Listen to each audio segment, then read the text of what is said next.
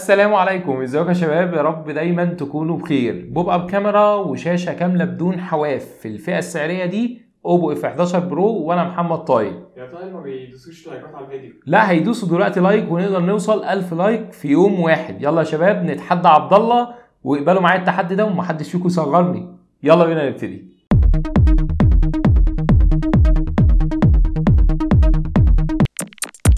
وخلينا يا شباب نبتدي مع البوب اب كاميرا. فعلا الكاميرا اللي موجوده هنا كانت احسن من الفايند اكس من ناحيه المتانه بتاعتها. حاسس طول ما انت مثلا بتهز الكاميرا ما فيهاش اي مشاكل اطلاقا، بل بالعكس دي كمان هتكون ثابته بشكل كويس جدا.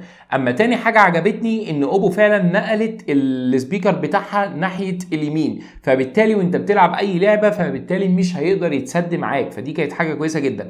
اما الحاجه اللي ما عجبتنيش هي ازرار التحكم والفوليوم اب داون، فحسيت ان هم نزلوا شويه في منتصف الجهاز، كنت عايزهم يترفعوا شويه عشان يكونوا اسهل في التحكم. اما بقى من ناحيه الالوان فالجهاز هنا بيجي معايا باللون اللي هو يعتبر الاخضر في الزيتي، التدريجات بتاعته الجميله جدا ده، ففعلا بصراحه اللون هنا كان حلو جدا. وكمان في عندك اطار ذهبي كده على الكاميرات فمديله احساس البريميوم بشكل غير طبيعي. فالالوان هنا بصراحه شابوه لاوبو عليها، اذا كان اللون ده او اللون التاني اللي هو بيجي المفروض بنفسجي مع اسود كده، تدريجات جميله جدا. تاني عنصر هنا فعلا يا شباب انبهار في الجهاز هو الشاشه.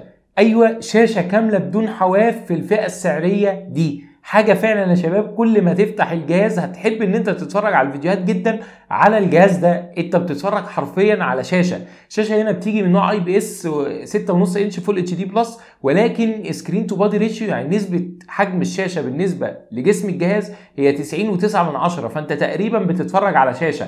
اي نعم هنا في حافه صغيره من تحت ولكن مش ملحوظه اطلاقا، انت في الاول وفي الاخر برضو بتشوف شاشه. الحاجه بقى يا شباب اللي فعلا بسطتني قوي في الجهاز ده هو الاداء. بيجي بهيليو بي 70 ورامات 6 جيجا وذاكره 128 جيجا، كل ده حلو قوي على الورق، لكن الاداء الفعلي هنا فعلا مع الكالر او اس 6 الجديده الموضوع فعلا مختلف تماما. في تقنيه اسمها الهايبر بوست، ودي تقنيه بتعمل توازن ما بين السوفت وير والهاردوير، والتقنيه دي فعلا ادت على الارقام اللي مكتوبه على الورق ان فتح التطبيقات يكون اسرع بنسبه 31%، وكمان التنقل ما بينهم يكون اسرع بنسبه 19%، ولو انت موجود على تطبيق وجيت تطلع للشاشه الرئيسيه يكون السرعه معاك ازيد من 27%. ده الكلام اللي على ورق. اما فعلا التجربه الفعليه فتح التطبيقات هنا على الجهاز ده حرفيا صاروخي، مفيش تطبيق بيتاخر ولا ثانيه، مفيش ديلي بيحصل، مسافه ما بتدوس على التطبيق مسافه ما بيفتح معاك على طول. حتى فعلا لو انت بتتنقل ما بين التطبيقات زي ما انتم شايفين كده في سلاسه غير طبيعيه فعلا في التنقل ما بين التطبيقات، كل ده بسبب الاداء بتاع الجهاز كهاردوير مع السوفت وير بتقنيه الهايبر بوست. فعلا بقى يا شباب الحاجه اللي عجبتني خلال تجربتي ال10 ايام مع الجهاز دي هي البطاريه. بتيجي 4000 ملي امبير وبتدعم شحن سريع الفوك 3، وده بيختلف عن الفوك 2 ان هو